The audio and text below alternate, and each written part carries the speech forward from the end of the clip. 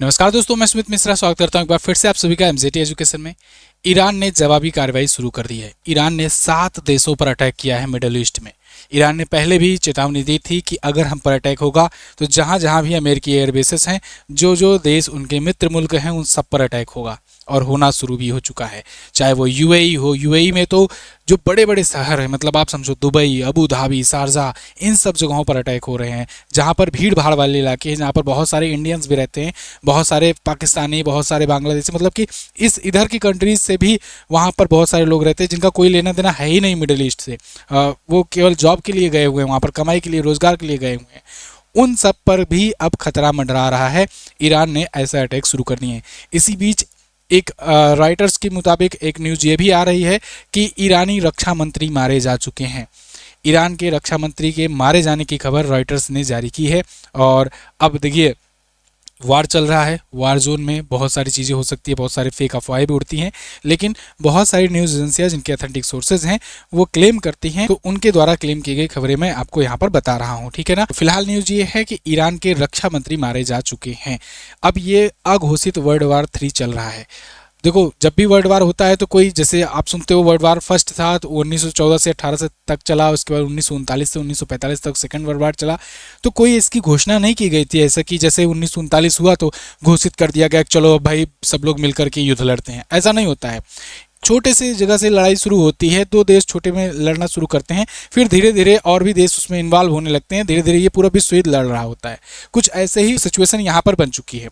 आप देखो, यहाँ पर इजराइल का और ईरान का युद्ध था ये। इजराइल, और सबसे पहले शुरुआत तो इजराइल में गाजा में हुआ कि हमास के बीच में एक जो कि आतंकी संगठन है उसके द्वारा युद्ध शुरू हुआ था। वो युद्ध बढ़ करके ईरान तक आया, हिजबुल्ला और हूती बीच में आए, फिर लेबनान, ओमान, ये सब मतलब सब शामिल होने लगे। अब जब ईरान पर आया तो फिर ईरान में होने लगा, ईरान में रेजिम चेंज करने की बात आई। फिर ट्रंप जो है ये कहे कि हम इस पर अटैक करेंगे। ईरान ने कहा अगर हम पर अटैक करोगे तो हम बाकी के देशों पर अटैक करेंगे। अब यहाँ पर ईरान पर अटैक हुआ, आज इजराइल और अमेरिका ने मिलकर के किया। तो अब ईरान, जितने भी मिडिल ईस्ट की कंट्रीज हैं जो भी अमेरिका से अच्छे ताल्लुक रखते हैं, संबंध रखते हैं, उन पर अटैक करना शुरू कर दिया। तो अब ऐसे में ये अघोषित वर्ल्ड वार ही हुआ ना, कि एक प्रकार से पूरा विश्व इसमें इन्वॉल्व हो रहा है, क्योंकि अब उधर से चाइना और रसिया जो है ये ईरान का सपोर्ट करने आ जाएगा। क्योंकि अभी कुछ ही दिन पहले ईरान, रसिया और चाइना तीनों ने मिल करके एक बड़ा युद्ध अभ्यास भी किया था।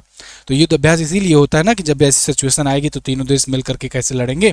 तो अब वो सिचुएशन आन पड़ी है। आप आर्टिकल देख पाओगे, तमाम आर्टिकल हर जगह पे, इसीलिए मैं इस प्रकार से लाता हूँ कि आपको 1-2 जगह नहीं, हर जगह का सोर्स दिखा सकूँ क्या क्या चीज़ें आ रही हैं। एनडीटीवी देखिए क्या कह रहा है, ईरान ने अटैक किया है अबू धाबी पर, जो कि राजधानी है यूएई की, यूनाइटेड अरब अमीरात की। इसके अलावा दुबई पर, जो कि इकोनॉमिक कैपिटल है, दोहा जो कि कतर की कैपिटल है, रियाद यानी कि सऊदी अरेबिया की कैपिटल, यूएस इजराइल के स्ट्राइक के बाद। ये देखिए यहाँ पर ईरान ने, मिडल ईस्ट में पूरा पूरा कॉन्फ्लिक्ट शुरू हो चुका है। तो UAE, Saudi Arabia, Qatar and more 6, तो इन सभी देशों पर अब अटैक हो रहा है। यहाँ पर जो अमेरिकी बेसेस हैं, इसके अलावा जो बड़ी बड़ी प्रतिष्ठित बिल्डिंग्स हैं, वहाँ पर अटैक हो रहा है। अब तक तो ईरान ने ये कहा था कि हम सिर्फ जो यूएस के बेसेस हैं उस पर अटैक करेंगे, लेकिन अब ये रिहायशी इलाकों में भी जो बड़े बड़े जो हॉस्पिटल्स हैं उन पर भी टारगेट कर रहा है। क्योंकि ईरान का खून तब खौला है जब ईरान की एक गर्ल्स कॉलेज पर अटैक हो गया और वहाँ पर 40 से ज़्यादा लड़कियों के मारे जाने की, जो छात्राएं हैं उनके मारे जाने की खबर आई हुई है। तो अब इसके बाद ईरान जो है बौखला गया है और ईरान पूरी तरीके से फुल फ्लेज वार में शुरू कर दिया है, मतलब एक प्रकार से मिडिल ईस्ट में। क्योंकि ईरान के पास उतनी रेंज है नहीं कि ये अमेरिका को टारगेट करेगा, तो अमेरिका के जो जो सहयोगी हैं उन पर अटैक करेगा। तो एक मोरल प्रेशर भी बनेगा कि यूएस जो है थम जाए, रुक जाए, लेकिन यूएसए भी मान नहीं रहा है, यूएसए भी शुरू कर दिया है। खैर, इसको और डिटेल में जानेंगे, लेकिन एक ज़रूरी बात, टेक्स्ट बुक का देखिए 3 मार्च से होली ऑफर सेल शुरू होने जा रहा है। और 3 मार्च के दिन, यानी आज 1 मार्च है, कल नहीं परसों रात को, याद रख लेना, अलार्म सेट कर लो, रात को जैसे 12 बजेगा ना तैसे ही इसकी भी घड़ियां शुरू हो जाएंगी। सबसे कम प्राइस पर आपको रात को 12 बजे मिलेगा, फिर उसके बाद 12:15 बजे तक ये बढ़कर 314 हो जाएगा, 12:30 बजे 329, मतलब 1-1 मिनट पर 1-1 रुपये बढ़ता रहेगा। फिर उसके बाद 344, फिर उसके बाद 11 बजे आते आते 349 हो जाएगा। तो यानी इसके बाद प्राइसेस बढ़ जाएंगी। तो रात को 3 तारीख को सुबह में बिल्कुल तैयार रहना, यानी 2 तारीख की रात को 3 तारीख को सुबह वाले में। ठीक है, मैं क्लियर कर दे रहा हूँ। तो टेक्स्ट बुक का पास प्रो आपको मिलेगा इट्स प्राइजेस पर। टेक्स्ट बुक पास प्रो के जरिए आप इंडिया के किसी भी एग्जाम के मॉक टेस्ट, प्रीवियस ईयर के क्वेश्चंस बिल्कुल हूबहू एग्जाम पैटर्न पर आधारित सॉल्व कर सकते हैं। लिंक डिस्क्रिप्शन में दिया गया है, आप ही जाकर के आप रिमाइंडर सेट कर लीजिए। चलिए, तो यहाँ पर देखिए, ईरान को 9 तरफ से 9 एयर बेसिस की मदद से, मिलिट्री बेसिस की तरफ से अमेरिका ने घेर रखा था। अमेरिका एक्चुअली में अपना मिडिल ईस्ट में हर जगह चारों तरफ ये अपना बेसिस बना चुका है बहुत पहले से। तो इसके इराक में, इसके अलावा कुवैत, बहरीन, ओमान और यूएई, सऊदी अरब, सब जगह पर बेसिस हैं। अब इन बेसिस की मदद से पिछले कई दिनों से लगातार डिप्लॉयमेंट ये बढ़ा रहा था और यहाँ से घेर करके फिर ये लोग इजराइल की मदद से तुरंत अटैक प्लान किए और ईरान पर जहाँ पर अटैक कर दिए। ईरान भी अब चुप नहीं बैठा है। आप देखोगे मिडिल ईस्ट में, तो जैसे मिडिल ईस्ट मतलब कि आप समझिए कि जैसे ये ईस्ट है, ईस्ट में मिडल साइड में, तो इन देश में जो भी देश हैं, खाड़ी देश, अरब देश, ये सभी मिडिल ईस्ट में आते हैं। तो भारत जैसे अपना पारा यहाँ पर है, यहाँ पर पाकिस्तान है, बगल में ईरान शुरू हो जाता है, यहीं पर अटैक हो रहा है और ये सभी जो बाकी कंट्रीज़ हैं इन सब पर खतरा मंडरा रहा है। यहाँ पर आपके कोई भी नागरिक, सगे संबंधी, गाँव, यार, दोस्त के जो भी रह रहे हों उनको सतर्क कीजिए। सतर्क हालांकि आप तो हो ही गए होंगे, हर जगह अलार्म वगैरह भी बज रहे हैं, लेकिन कोशिश कीजिए भाई कि अगर निकल सको तो निकल करके चले आओ। ज़िंदगी रहेगी तो पैसा बहुत कमाया जा सकेगा बाद में भी, है ना। एम्बेसी से संपर्क में रहिए। खैर, तो यहाँ पर ये कुवैत, बहरीन, इन सब जगहों पर अटैक्स हो रहे हैं। अब यहाँ पर इसमें ये खबर निकल करके आ रही है कि ईरान के जो रक्षा मंत्री हैं आमिर नासिर ज़ादेह, ये और रिवॉल्यूशनरी गार्ड जो है ईरान का, उसके कमांडर मोहम्मद पाकफोर, इनकी मृत्यु हो चुकी है। क्योंकि अगर आपको याद हो तो अभी मैंने जब सुबह वाली वीडियो बनाई थी तो उसमें बताया था मैंने ना कि ईरान पर जब शुरुआत में अटैक हुआ तो शुरुआत में ही जहाँ पर आयतुल्ला खामेनी बैठते हैं, जहाँ पर उनका ऑफिस है, वहाँ पर अटैक किया गया। जहाँ पर डिफेंस का प्लानिंग वगैरह होता है रक्षा मंत्रालय का, जो रक्षा मंत्रालय का ऑफिस है, वहाँ पर अटैक किया गया। ऐसे कई जगहों पर जो महत्वपूर्ण जगह हैं वहाँ पर टारगेट अटैक किया गया था। हालांकि आयतुल्ला खामेनी को सेफ जगह पर ले जाया जा चुका था और वो अभी भी सेफ हैं, लेकिन बताया जा रहा है कि वहाँ के जो ईरानी रक्षा मंत्री हैं और रिवॉल्यूशनरी गार्ड के जो कमांडर हैं, इनकी मृत्यु हो चुकी है और इसकी मृत्यु की खबर की पुष्टि रॉयटर्स के द्वारा की जा रही है ना। इसी बीच ईरान में 10 शहरों पर अटैक हुए हैं, जिसमें बंदर अब्बास है, इसके अलावा बुसरे है, देशफुल है, इस्फहान है, करमानशाह है, कोम है, तेहरान है, इसके अलावा गाड्रे है, आबिज है, खोरमाबाद है। इन सब शहरों पर, जो ईरान के शहर हैं, महत्वपूर्ण शहर हैं, इन पर अटैक किए गए हैं, हवाई हमले किए गए हैं। और बदले में, और देखिए इसमें देखिए या खुफिया मंत्रालय, रक्षा मंत्रालय, ईरान का परमाणु ऊर्जा संगठन और सुप्रीम लीडर खामनेई का ऑफिस, इन सब जगहों पर किए गए।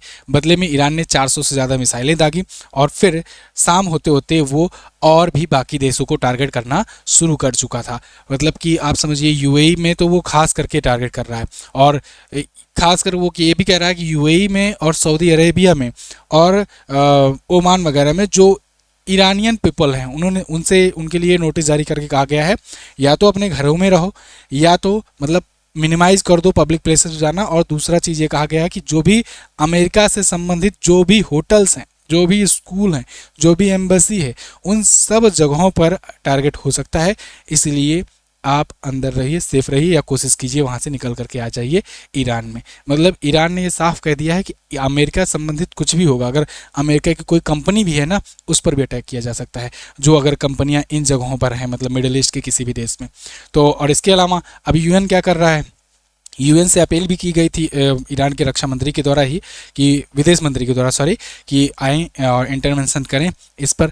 तो यूएन की तरफ से बयान आया है, यूनाइटेड नेशन की सिक्योरिटी काउंसिल की तरफ से, कि अमेरिका और इजराइल जो हैं ये हमलों को लेकर बैठक करे और तत्काल संघर्ष विराम यानी सीज फायर किया जाए। यूएन के जो महासचिव हैं एंटोनियो गुटेरेस, इन्होंने अपील की है। लेकिन यूएन कितना महत्वपूर्ण है आप आज के टाइम पर देख ही सकते हो।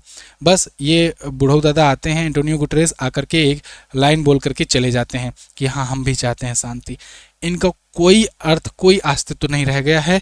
ना ट्रंप कोई इनकी बात सुनता है, मानता है, ना ही कोई पावरफुल देश इनकी बात मान रहे हैं। इनकी बात मानता कौन है, तो भारत जैसे कुछ देश हैं जो अभी भी इनको लेकर के थोड़ा सा ये कहते हैं कि हम यूएन चार्टर को फॉलो करेंगे। बाकी तो मुझे नहीं लगता कोई देश फॉलो कर रहा होगा। ना पुतिन माने, ना यूक्रेन मान रहा है ना, कई बार। इसके अलावा इजराइल नहीं माना, इसके अलावा मिडिल ईस्ट के और भी देश नहीं माने, ईरान नहीं माना, है ना, क्योंकि इससे पहले भी तो वार हुई थी। उसके बाद अमेरिका तो ट्रंप तो कह ही देते हैं कि हम तो निकल करके आएंगे, अपना खुद का यूएन बनाएंगे। गाजा पीस प्लान लाए थे, बोर्ड ऑफ पीस का गठन करने की बात किए थे। बोर्ड ऑफ पीस जो है यूएन के ही ऑप्शन में लाने की बात की जा रही थी। तो खैर, अंतर्राष्ट्रीय कानून और संयुक्त राष्ट्र चार्टर का सम्मान करने की बात कर रहे हैं, लेकिन बस वही बात ही बात है, ये केवल थ्योरी वाले रहते हैं। आज इनकी कोई वैल्यू नहीं रह गई है, कोई इनको ज़्यादा सीरियसली लेता नहीं है। और वहीं इजराइल जो है, अब देखना होगा अमेरिका को लेकर के कितना ज़्यादा दिन तक चल पाता है, क्योंकि ईरान की तरफ से भी बयान आया है कि ईरान ने कहा है ना कि ये जो वार शुरू हुआ है ना, अभी जो हमने आज मिसाइलें दागी हैं, ये तो हमारा पुराना जखीरा था, जो मतलब बहुत पहले से जो स्टॉक पड़ा था, जिसको तो मतलब खर्च करना ही करना था, वो हम किए हैं। अब हम ऐसी ऐसी मिसाइलें भी मारेंगे, फायर करेंगे, जिसका कोई जवाब नहीं होगा इजराइल और उसके पास। तो ये ईरान के जनरल हैं कि उन्होंने कहा सालों तक लड़ने के लिए तैयार हैं। ईरान जल्द ही ऐसे हथियार सामने लाएगा जिन्हें पहले कभी नहीं देखा गया। अब इनके इस बयान को लेकर के ये कयास लगाए जा रहे हैं कि ईरान ने सक्सेसफुली न्यूक्लियर टेस्टिंग कर ली है, क्योंकि अभी कुछ दिन पहले जब ये बात आई थी कि ईरान में कुछ भूकंप आया है हुआ है दक्षिणी छोर पर 5.5 मैग्नीट्यूड का, तो ये कहा जा रहा था कि ईरान ने शायद न्यूक्लियर टेस्टिंग की हुई है, क्योंकि 10 किलोमीटर नीचे ही उसका एपिसेंटर था। तो अब ऐसे में जब ये बयान आया, तो अब ये इस बात को लगा करके लोग अंदाज़ा लगा रहे हैं कि हो सकता है अब न्यूक्लियर वेपन, क्योंकि वो ऐसे ऐसे हथियार मतलब ऐसा ही हो सकता है। और दूसरी बात, ईरान की टेक्नोलॉजी को कमज़ोर भी नहीं समझना चाहिए, क्योंकि ईरान ने पिछली बार भी चौंकाया था सबको हाइपरसोनिक मिसाइलें यूज़ करके, जिसको इजराइल के पास जिसका कोई जवाब नहीं था। तो अब फिलहाल मिडिल ईस्ट जो है बहुत ज़्यादा दिक्कत में फंस गया है। अब ऐसे में इंडिया में भी इसका इफेक्ट देखने को मिलेगा। ऑब्वियस सी बात है, देखने को मिलेगा। तेल के दाम हो सकता है 1.5 गुना 2 गुना पहुँच जाए, क्योंकि स्ट्रेट ऑफ हॉर्मूज तुरंत ही बंद हो जाएगा, और स्ट्रेट ऑफ हॉर्मूज बंद हो गया तो अपना 50% से ज़्यादा ऑयल सप्लाई रुक जाएगा। इसके अलावा 10% से ज़्यादा माल का सप्लाई रुक जाएगा। अब वो सब रुकेगा तो इसके बाद चीज़ें महंगी होनी शुरू हो जाएंगी, तेल के दाम बढ़ेंगे, ट्रांसपोर्टेशन बढ़ेगा, ट्रांसपोर्टेशन चार्ज बढ़ेगा तो हर चीज़ का दाम बढ़ेगा। इसके अलावा लोग गोल्ड की तरफ भागेंगे और गोल्ड का प्राइस फिर से भागेगा, तो सोना चांदी के दाम भी बहुत तेज़ी से आसमान छूना शुरू हो जाएगा। आप हर बार देखोगे ना, ये ट्रंप जो है बहुत चालाकी से ये हमेशा या तो सैटरडे या तो फ्राइडे के ही शाम को ये अटैक करता है।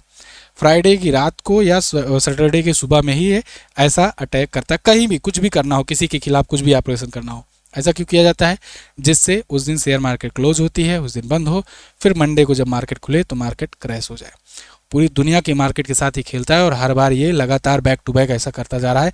हर दूसरे महीने आप देख रहे हो, इससे पहले कभी ऐसा नहीं हुआ था कि इतना फ्लक्चुएशन देखने को मिले कि हफ्ता भर चढ़ रहा है मार्केट, उसके बाद धड़ाम, फिर चढ़ रहा है फिर धड़ाम। मतलब हर बार ऐसा हो रहा है कि फ्राइडे सैटरडे को कुछ ना कुछ ऐसा अनाउंसमेंट, या तो कुछ नहीं होगा, सब जगह शांति है, तो टैरिफ ही अनाउंस कर देगा, है ना, कि इस पर हम इतना टैरिफ लगा देंगे फ्राइडे को शाम को आकर के। तो ऐसा इसलिए ही किया जाता है क्योंकि वो बंदा बिजनेसमैन है, वो अपना इस चीज़ के लिए कर होगा। जब ये जाएंगे सत्ता से, हो सकता है कोई दूसरी गवर्नमेंट आए, इस चीज़ की भी जांच करे, इस पहलू इस एंगल से भी देखे कि ये मार्केट को मैनिपुलेट कर करके कितना शॉर्ट सेलिंग कर रहे थे। शॉर्ट सेलिंग आप जानते हो एक टर्म होता है जिसको लेकर के एंडरसन नाम का एक व्यक्ति था, उसने भी खूब ऐसी कमाई की थी। खैर जो भी है, आगे जो भी कोई अपडेट आएगा मैं आपको बताऊंगा। आप चैनल पर बने रहिए, चैनल को सब्सक्राइब करके रखिए। जो भी अपडेट आएंगे सीधा सीधा आपको पूरा सब समझाने का मैं प्रयास करूंगा, तो चैनल को सब्सक्राइब जरूर करना। और हाँ, कंप्यूटर की ई बुक आई हुई है, अगर आप कंप्यूटर की ई बुक लेना चाहते हैं और ब्रह्मास्त्र करंट अफेयर की ई बुक लेना चाहते हैं तो वो भी जाकर आप हमारे एप्लीकेशन से MJT ऐप से ले सकते हैं। MJT app Google play store पर मिलेगा, बेस्ट ई बुक सेक्शन में आपको ई बुक्स मिल जाएंगी। आज से शाम से होली ऑफर भी शुरू हो रहा है, तो उसके बारे में आपको व्हाट्सएप और टेलीग्राम पर अपडेट दिया जाएगा। Thank you so much. कैसी लगी वीडियो कमेंट करके बताइए। मिलते हैं अगली वीडियो में, तब तक के लिए नमस्कार, जय हिंद, वंदे मातरम।